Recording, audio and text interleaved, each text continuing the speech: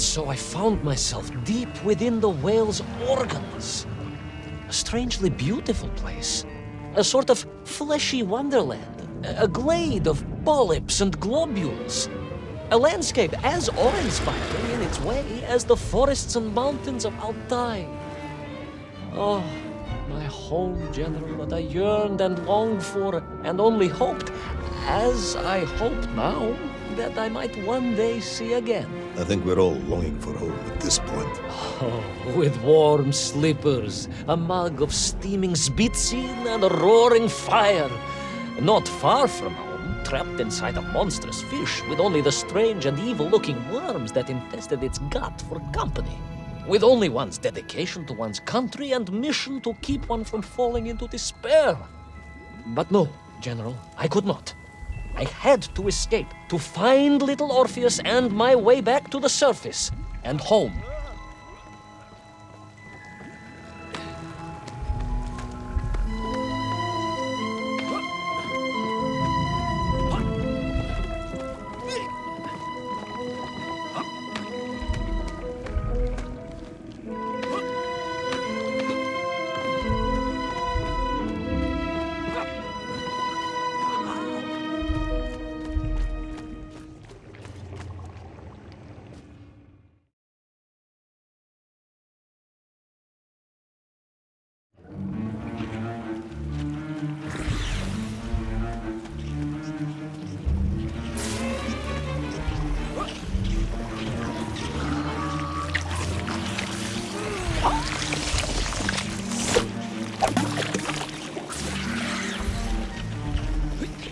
Worms, you said, living inside the whale. Oh, they were horrid things, those worms, General. And most unwelcome, I would say.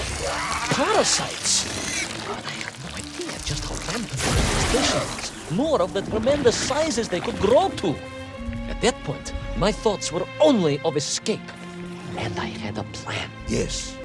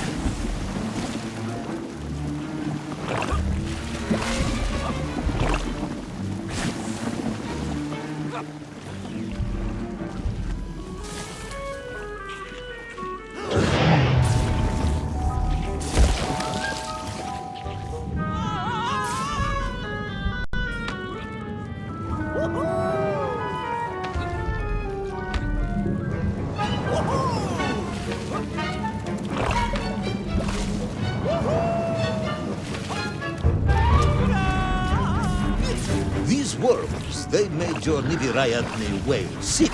Wherever they attached themselves, the flesh began to turn gray and die. It was a truly distressing sight.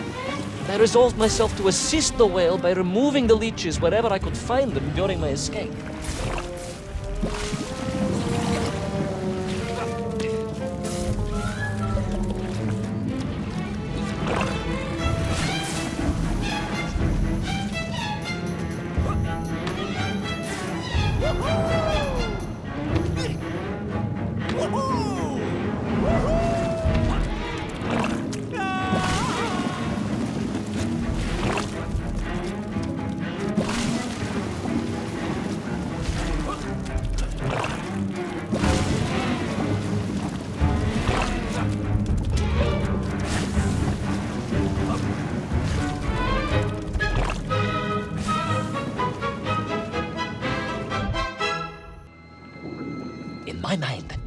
a simple plan, General. I would climb up through the whale's throat into its mouth, then wait until it opened it to feed and swim out. Ah, yes. Brilliant, Ivan Ivanovich. Only one or two minor flaws with it. For example, did it not occur to you that the whale would likely be deep underwater when it ate? Вы правы, General, but I am a strong swimmer. As a child, my parents would take us to holiday near Irkutsk, where we took constitutionals in the waters of Lake Baikal. In fact, my mother often called me her маленький морской котик.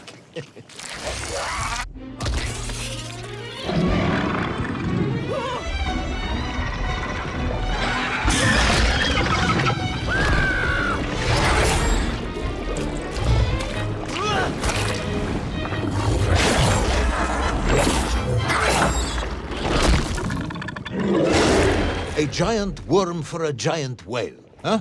At the risk of repeating myself, it was huge, General. The Moscow University Zoological Society may be interested after all. Let us take a moment, Ivan Ivanovich.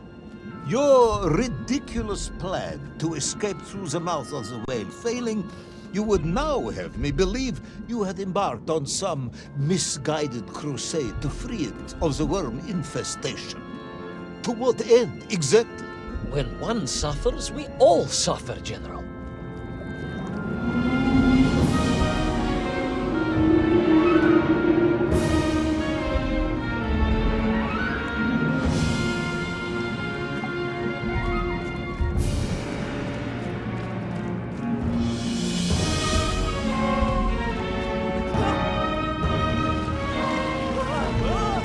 Your ideological commitment is admirable, comrade, but... I concluded that if I could find the root of the infestation and neutralize it, the whale could mount a spirited counterattack against the worms.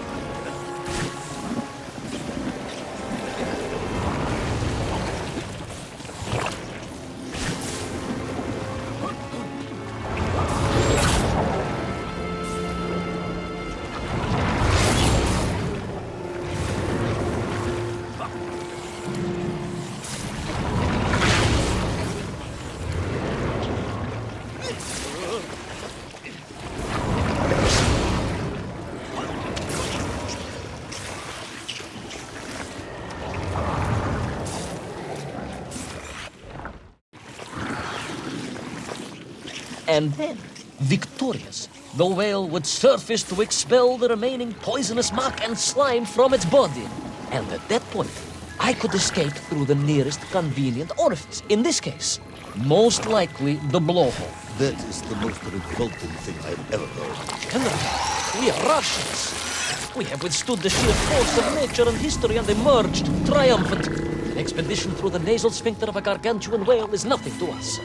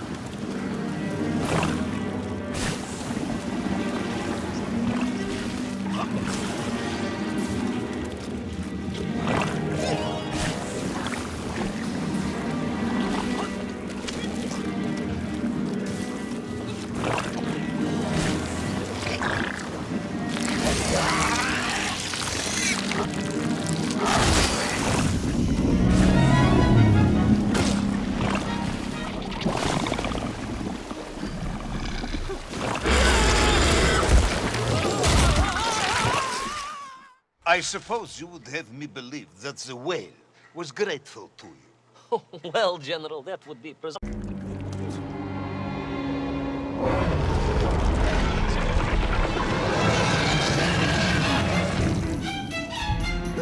Where is little Orpheus? Where is my bomb? Unless you are trying to tell me the whale smashed that as well. No, it did not, General. That would be absurd. No, Ivan Ivanovich, you are absurd. Your story is absurd. This whole ridiculous fairy tale is absurd.